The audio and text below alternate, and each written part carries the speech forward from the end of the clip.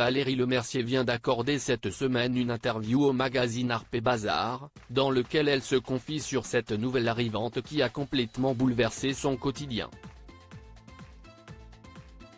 Valérie Lemercier vient de recevoir chez elle, dans son bureau, nos confrères de Harper Bazaar pour une interview effectuée dans le cadre de la sortie au cinéma du film L'Arche de Noé dans lequel elle brille à l'écran. Un entretien dans lequel elle dit tout, se confiant notamment sur sa petite chatte, Carole. Première question, pourquoi ce nom? Je ne sais pas. Elle est arrivée la première fois, et j'ai dit Carole.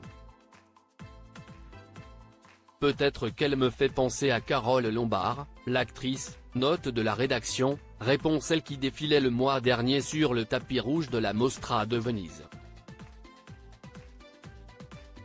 Avant d'expliquer la manière dont Carole a bouleversé sa vie, CIST une petite chatte trouvée sur le bon coin.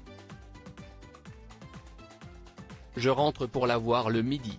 Elle aime les bains, me regarder danser, elle est très curieuse, comme moi.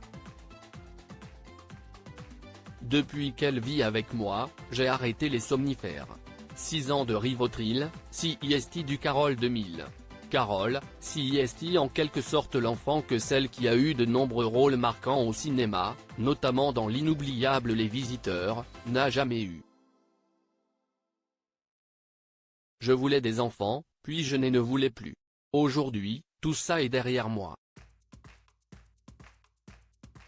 Je n'ai aucun regret, confiait-elle à ce sujet, à nos confrères de Paris Match en 2011.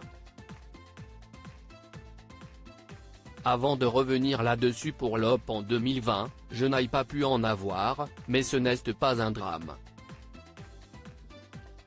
Une décision que Valérie Lemercier assume donc totalement et avec laquelle elle semble très bien vivre. Mais on imagine quoi voir Carole à ses côtés lui permet en quelque sorte d'avoir ce rôle de mère qu'elle n'a jamais eu l'occasion d'endosser. Pour rappel, Valérie Lemercier a connu plusieurs histoires d'amour. Elle a tout d'abord été en couple dans les années 1990 avec le musicien Bertrand Burgala, avec qui elle s'est séparée en 1997.